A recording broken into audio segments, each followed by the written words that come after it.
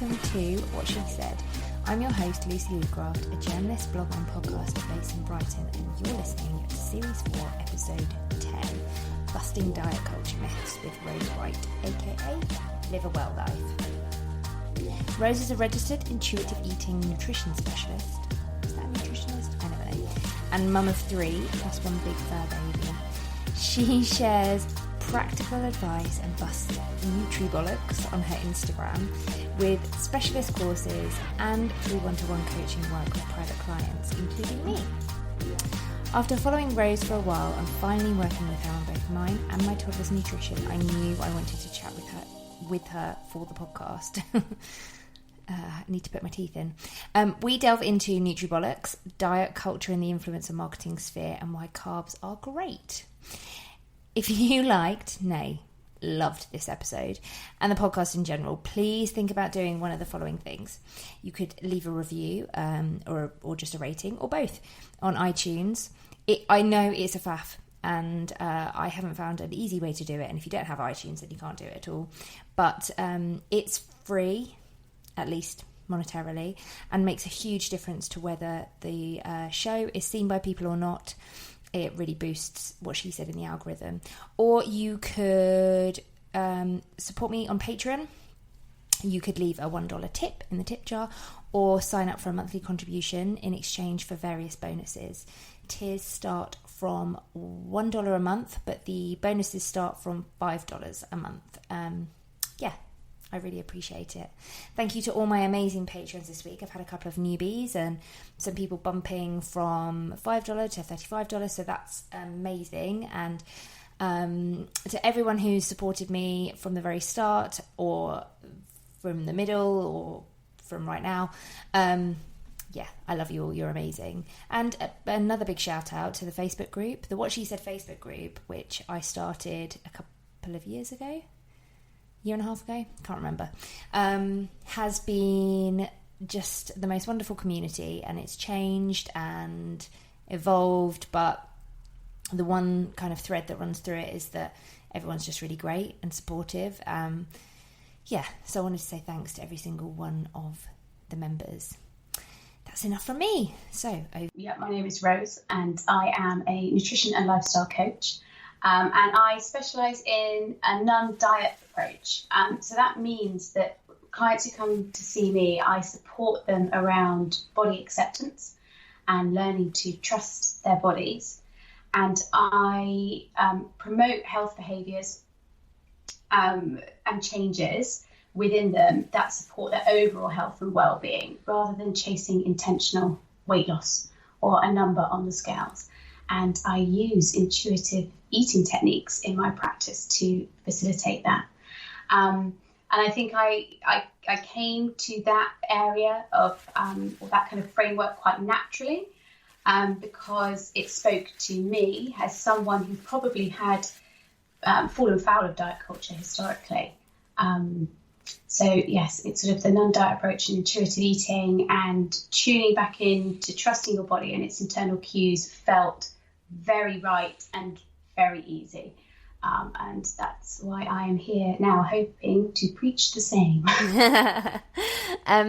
And how did you get into this? Because it's a long journey to this, right? But also a fairly recent career. Yeah, no, it is. It's been a bit of a midlife career change for me, to be honest. I've spent 16, 17 years in marketing and publishing.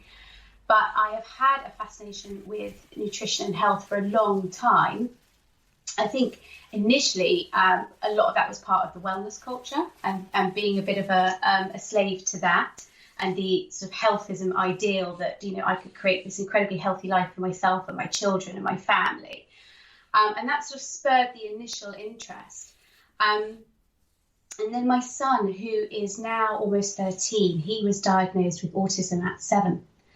And there's a lot of talk within the world of autism about the interactions between diet and some sensory behaviours, and helping them manage their anxiety.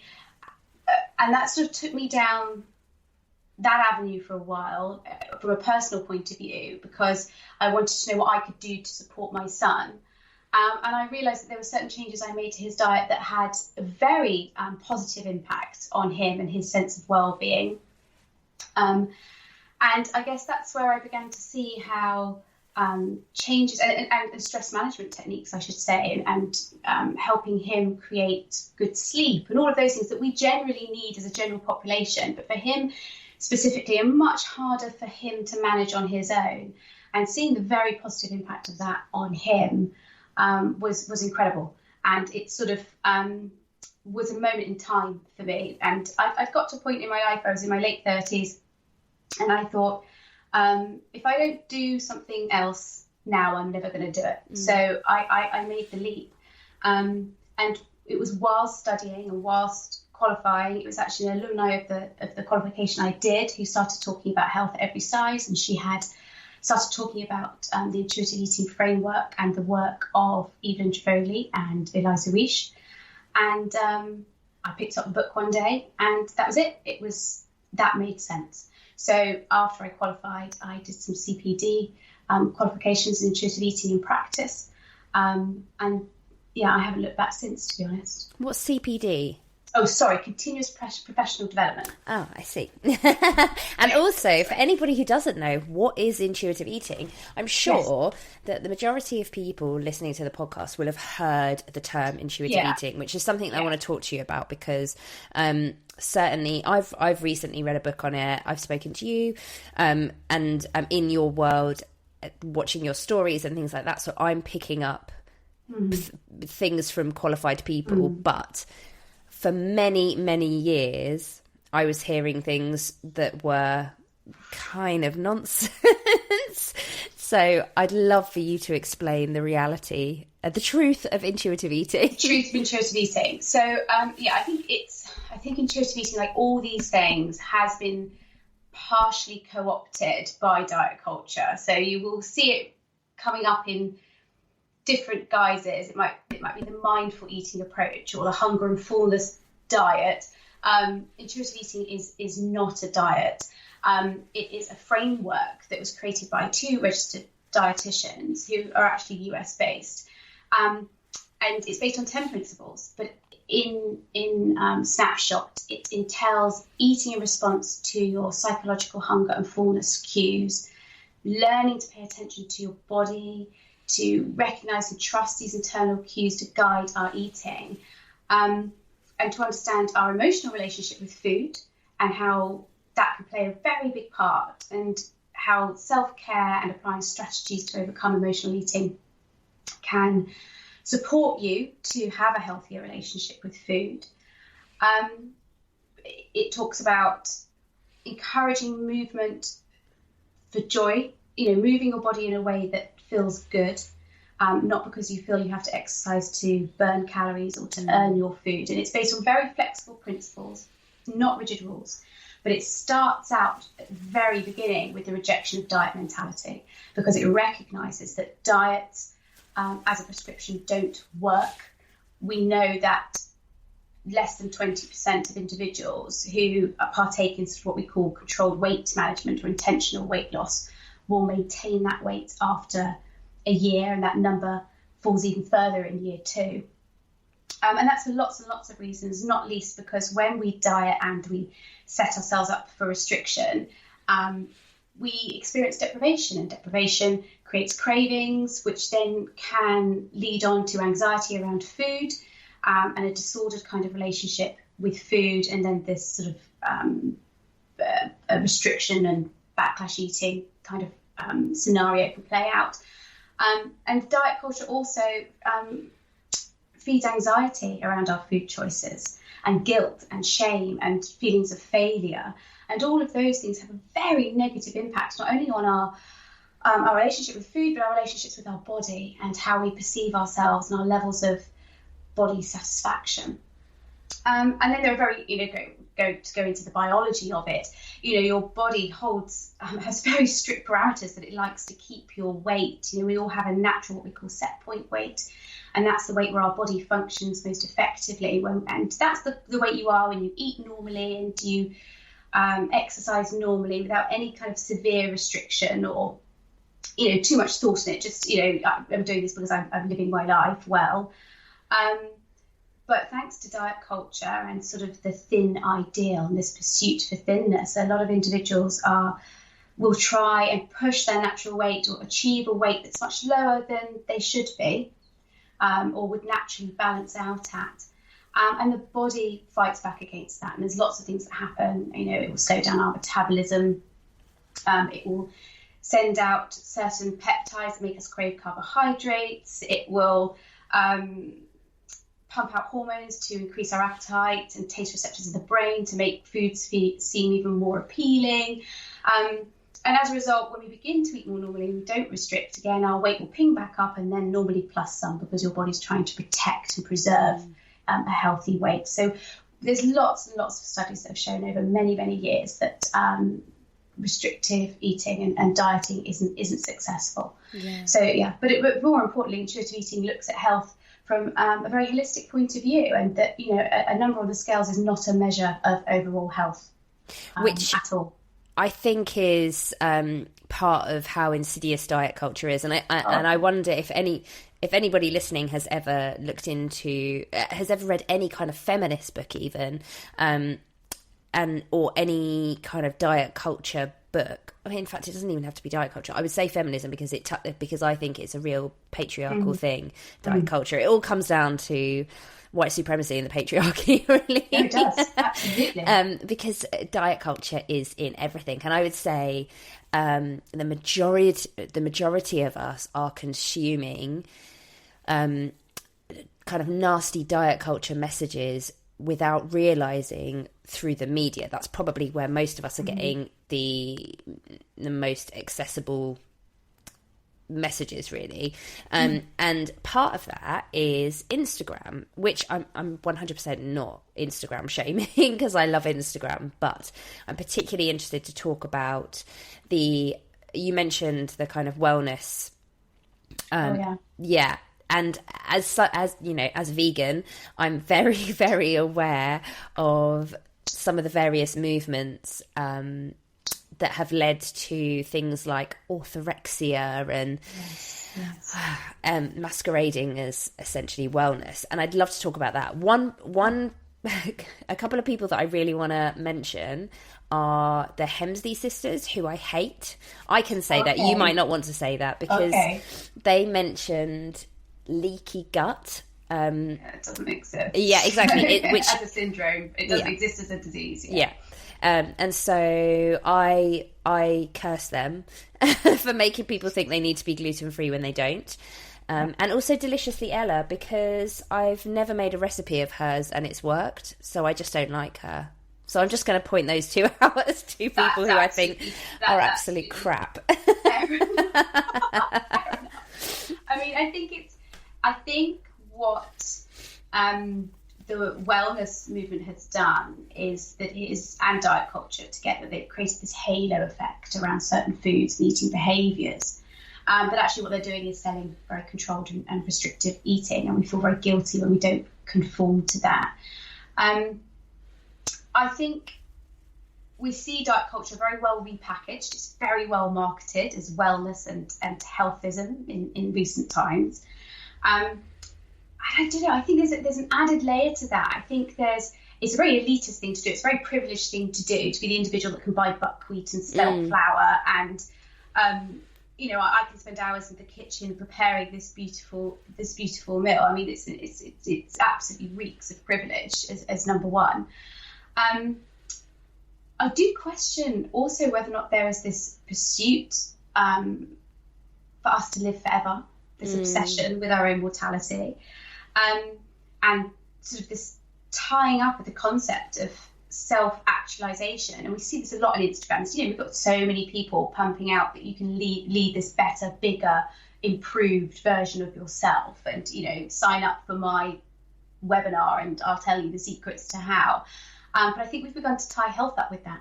And there's this ideal, this frankly fanatical way of eating that's going to provide us with this high level of quality living that's better, more superior, more fulfilling. And it's being sold to us by very shiny, white-teethed, beautiful individuals who say it with great authority. I mean, you know, the individuals you mentioned are incredibly attractive, and they are thin. They are the thin ideal. And, you know, we are told all the time, there is a perception within society that somehow being thin makes you morally superior, aesthetically superior, and must be the elite in terms of health. So as you say, I think social media feeds are full of diet talk, and I think it's hidden and manifesting as lifestyle. Yes. Or Fitspo. Yes. Which for me, my bugbear is Fitspo. Yeah. Because, I'll come back to them in a minute, but I think it encourages this kind of this elitism around food, for one, and this ideal around food, but also social media encourages this self-objectification. You know, it's the realm of selfies and posing in a certain way to make our bodies look a certain way. And what made me think about that is Fitspo, you know, the tiny waist, the peachy ass, and you've got to have arms that are big enough to punch someone. If you're a woman at the moment, that's the attractive body shape. But studies have shown that self-objectification is associated with much greater levels of body dissatisfaction. And I think that's incredibly prevalent. Although we're seeing a rise in men, I think it's incredibly prevalent within women because we're conditioned to please an external objectifier, and that's what Instagram audiences are. Yes, that's so true. So it's very tied up, you know, how you're presenting yourself and what you're consuming. I think they feed each other. Excuse the nutrition pun, that was accidental. But yeah. Nice. It's, you know, that's the truth. And there was an NHS report in 2018 that indicated that this kind of height of wellness culture, 2015, 16, 17, you know, when, you know, I don't want to name and shame, but when Deliciously Ella and so forth were really at the forefront of the movement. And I'm not attributing blame to any individual by any stretch, of course. That's my caveat here. But at that moment in time, eating disorder admissions doubled. And some of that has been attributed to society's pressures and the rise of social media use. Yeah. I mean, that's when I became vegan, was around then. Yeah. And I mean, it's not something I've ever talked about on the podcast or even on my blog, is that I mean, you know, but I had an eating disorder most of my 20s, part of my teens, most of my 20s, and then now have reverted into disordered eating over the past probably 2 years. And that is another layer of the kind of battle that we fight as women, which is the post-baby body. That's when my disordered eating reared its ugly head. And now reading about intuitive eating and all the rest of it has been spurred on by the fact that I don't want Anais to grow up with those messages. I don't, because there's something really powerful about, especially when you have a girl, I think, that you suddenly feel it's a mirror, isn't it? Yeah. I would hate her to start eating the way I ate as a child, or yeah, that's my motivator really, to change my eating. And I think we become, or I hope we become, in fact, actually, we don't, because I see it play out again and again within my own peers and circle and even family, of the language we use around food and the language we use around our own bodies. And I think there is, because we have internalized diet culture to such an extent that as parents, we become fearful of having a child that doesn't conform to a particularly aesthetically pleasing body shape, even if genetics is telling you that child's body shape is going to be something different. You know, that is also something that is very, very prevalent. And I think studies have shown that restrictive or controlled eating in childhood is one of the strongest predictors of weight gain in adulthood. But it starts so early. It starts so early. I think it's Anthony Warner who wrote The Truth About Fat. I remember reading his book, and it made me just stop in my tracks, that it's estimated that 80% of girls in the US have been on a diet by the age of 10. Oh, my Lord. Yeah, that's horrendous, isn't it? terrifying. My daughter is 10. And I think when I can make that parallel, and she's already saying to me, she started to put on weight naturally because her body is getting ready for puberty. Yep. It's a natural stage, you know, they go out before they go up, and they soften and they have curves. And also the body's laying down energy for what is going to be this hugely significant period of growth. But she is so self-aware. Mummy, am I fat? It's so hard, isn't it? It's so hard because I really, and she isn't by any stretch, but how she perceives herself, because her body has changed and softened in a way that she doesn't feel it should. Yeah.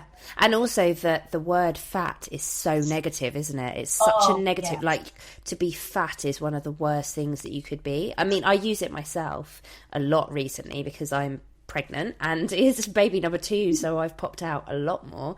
I also started off slimmer, so went not very much, but enough to make a difference. It's not kind of apples for apples if I compare the two pregnancies, but because of that I'm very much like, I hear it pop out of my mouth several times a day.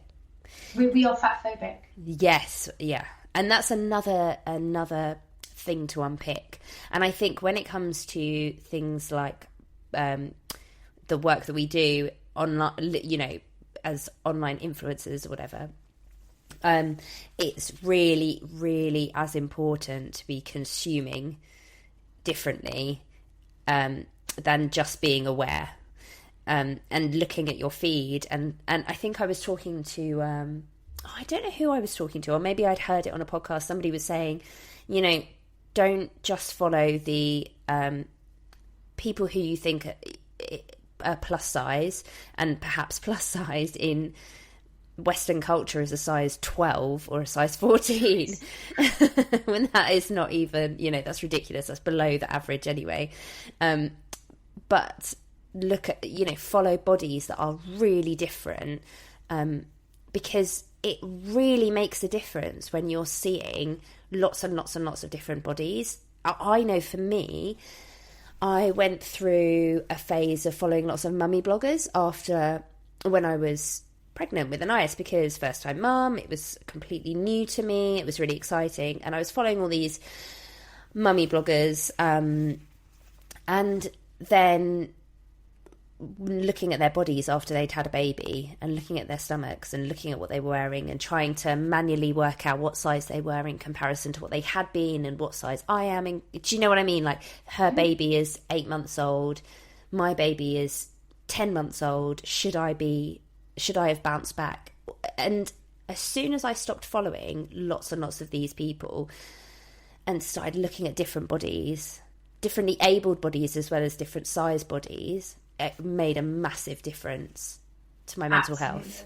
Absolutely. And again, I do blame the media and social media for a huge lack of body diversity. We don't see it in the same way. You know, you've spoken quite openly about representation matters. We don't see it. We don't see it in advertising.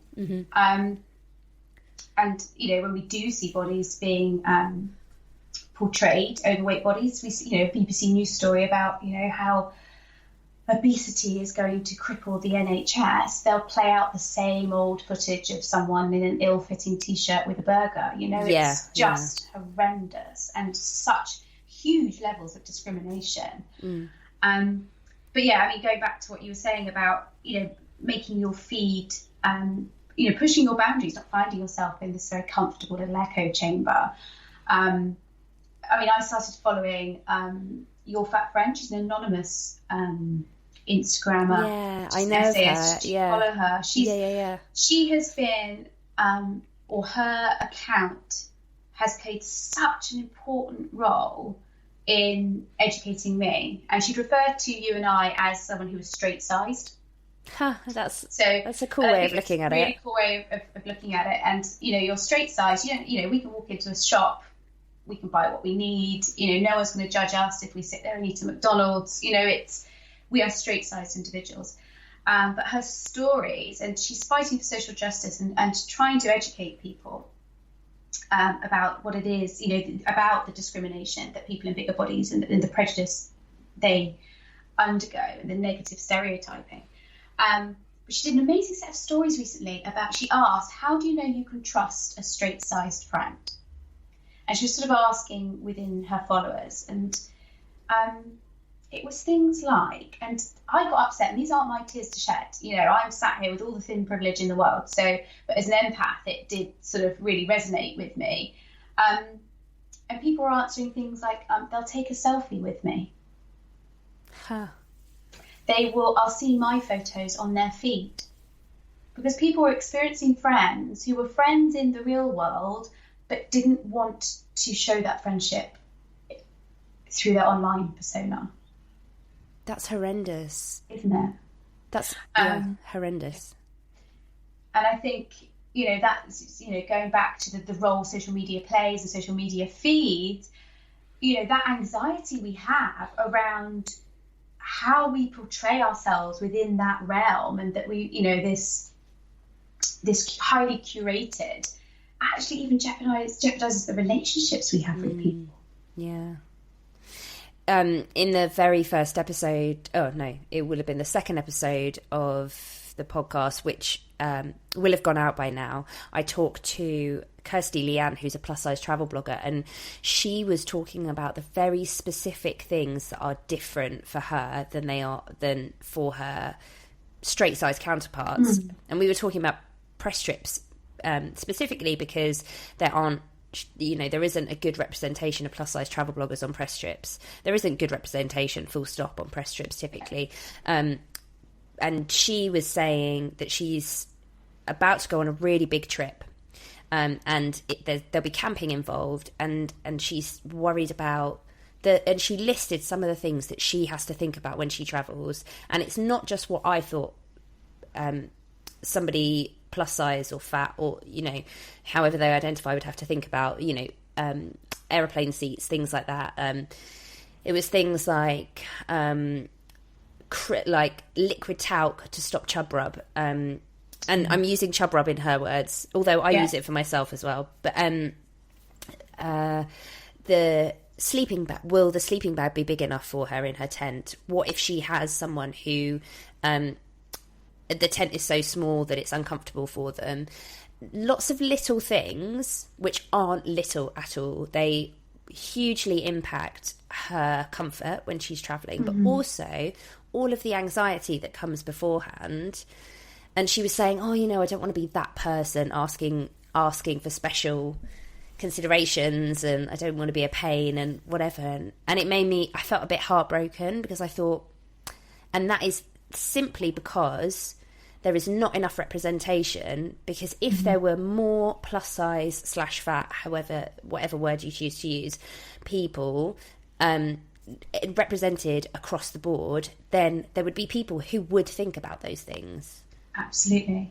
But we are fat phobic. Yeah, 100%. We you know, and as a result, you know, we know that individuals in larger bodies experience greater levels of social harassment, lower levels of employment, the physical barriers that you've just talked about, you know, the world not being built for people in larger bodies, less pay, they're discriminated against in healthcare practice. We wouldn't allow that same level of discrimination now. That level of discrimination about gender, you know, if that was around gender or race or sexuality, I mean, and I know there's still a lot of work to be done in those areas, but, you know, we are so far behind when it comes to representation of body diversity, because we still play out this really simplistic rhetoric that, well, you know, it's for their own good and they should move more and eat less, and take no account that, you know, hormones, genetics, socioeconomic background, any of those things play a very significant role in someone's body shape.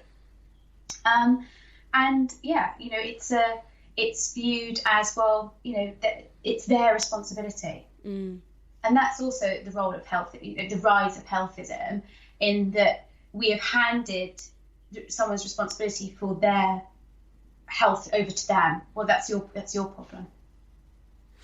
One of the really, really great things that you do on social media, because I think you use stories probably better than almost everyone that I know. You've been a very, ever since I followed you, it's really your stories that they're a go-to. They're amazing. They're really, really funny.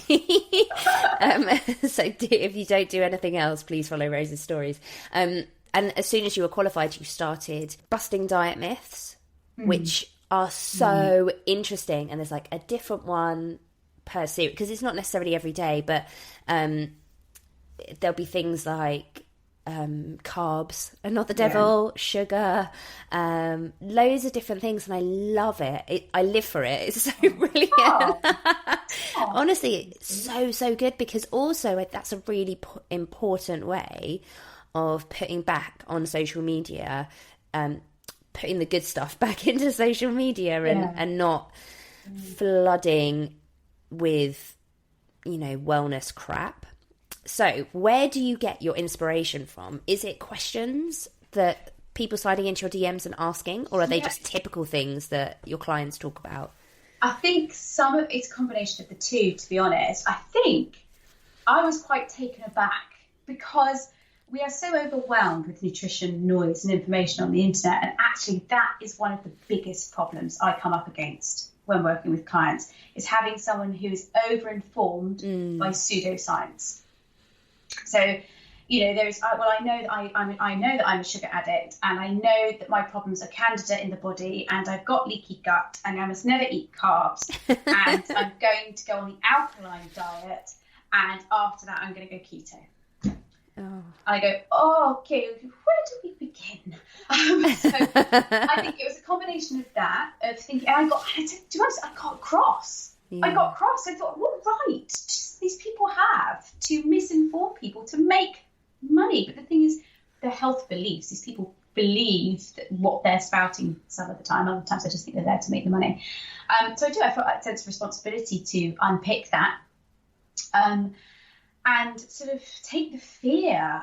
I hear so much fear. People literally get frozen. They don't know what to eat anymore. Because there's the information out there it contradicts itself. It's confusing.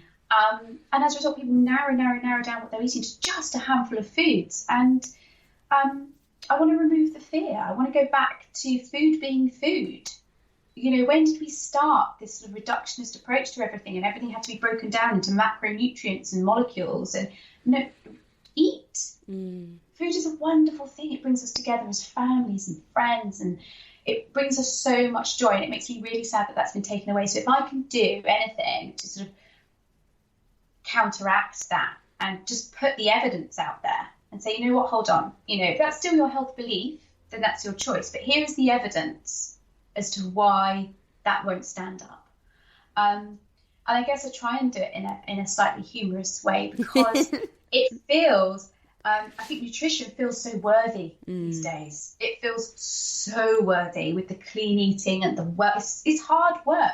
Eating should not be this much hard work. Yeah, it really shouldn't. It should be joyful, shouldn't it? It should be joyful, and it should be secondary to going about leading a meaningful life and thinking and having time to think about things and having the energy to think about things and go and move and walk up a hill and meet your friends and do your yoga class. And it shouldn't be, but it's the first thing people think about.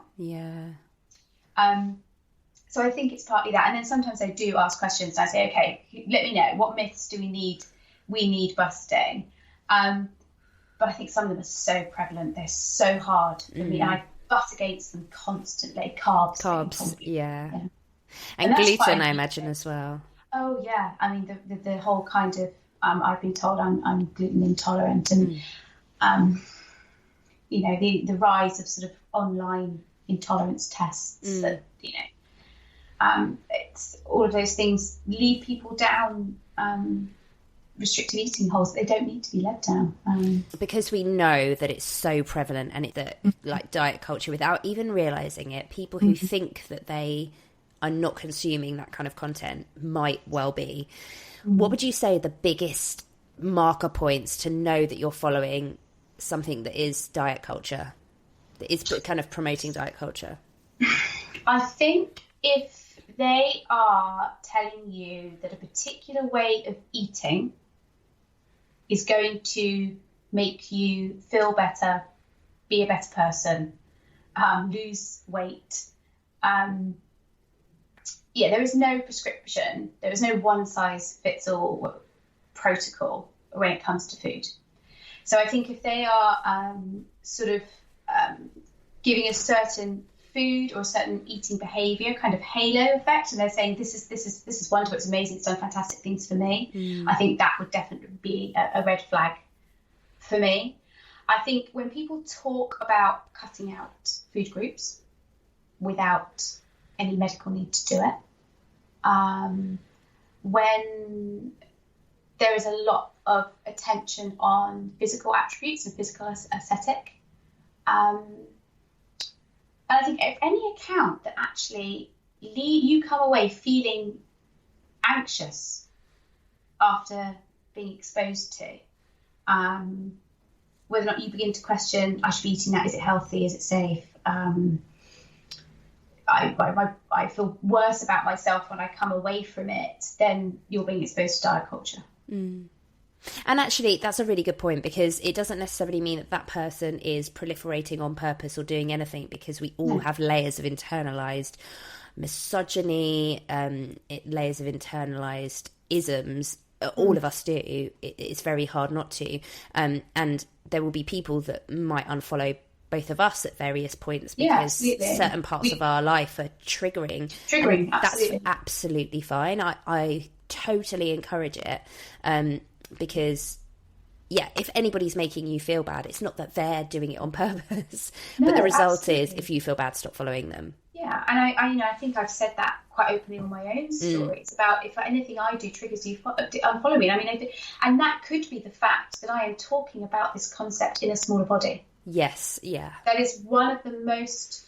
I do get that in my DMs. I get, how can you talk about having a healthy relationship with food when you've never been fat?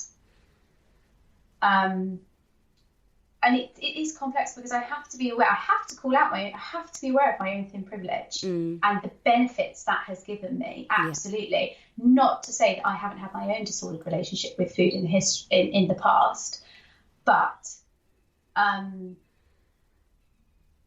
that is one thing. And making peace with food has been very powerful for me. But I have done it with the benefit of thin privilege, so I'm very aware of it. I'm very open about it, and I make my clients very aware of that, because they need to be able to trust me.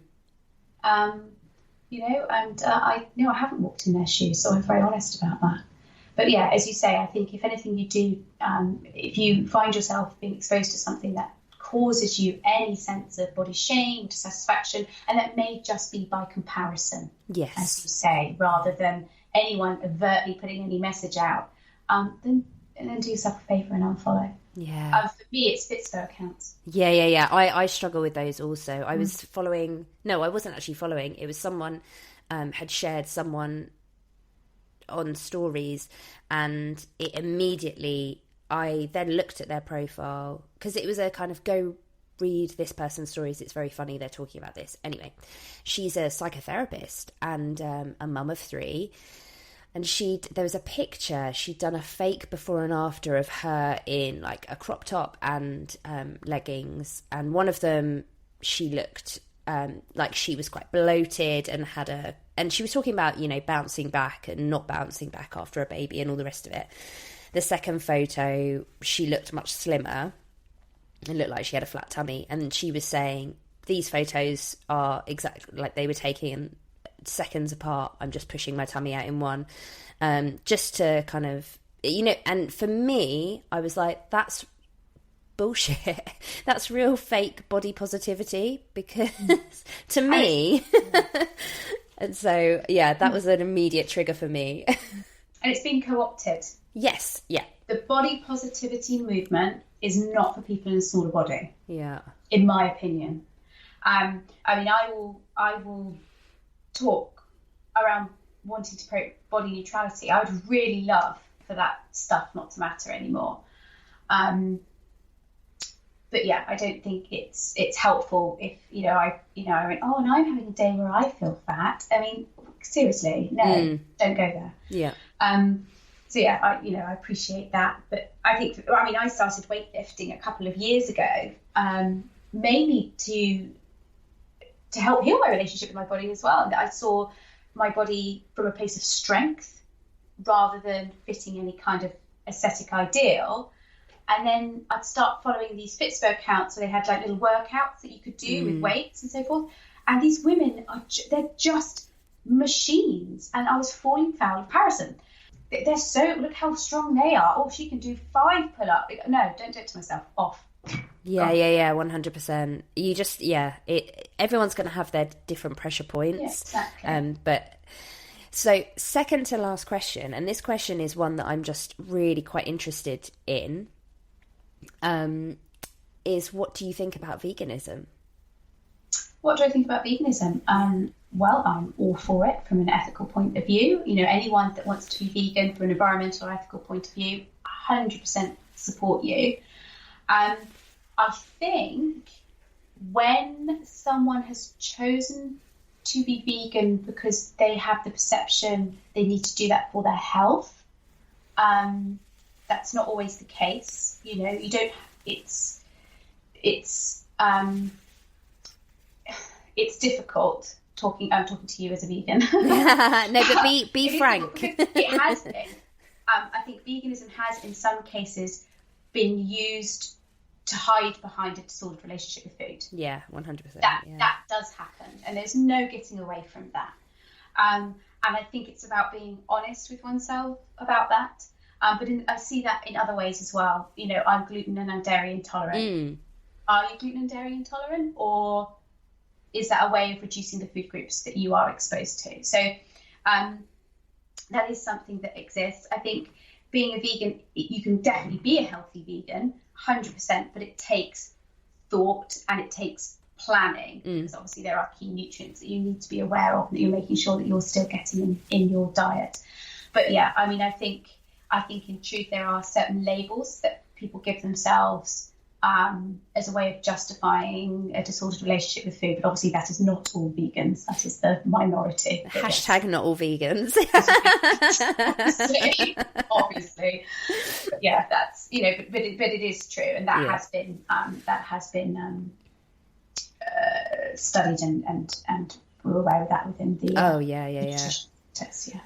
It's really, and it's probably a bit of an unfair question of me to ask you that. The reason I ask is because, as you know, I have discovered that that's where I came to veganism. Yeah. Although there are real solid reasons for me choosing a vegan lifestyle, I have only just realised, like 3 years into being vegan, that I came to it from a place of, oh, brilliant. This is a socially acceptable way that I can restrict food groups. Well, and people will pat me on the back for it. Yeah. And I can hide behind it and say, oh, I can't eat that, can't eat that, can't eat that. Because, for example, things like cheese, I've always been a massive, massive fan of cheese. And to be able to cut that out felt very safe for me, because it meant that I wasn't going to lose control and eat to the point where I die, which is how I felt about cheese, because I loved it so much. So that's really where I came to veganism from. I think that was my core motivation. But yeah, I mean, it's one of those things, isn't it? You only come to it years later. Often you only come to it years later. Reflect back, but I think that's also that's unfortunately diet culture creating this kind of very dichotomous thinking we have around food. Cheese is bad, it's high in saturated fat. Yes.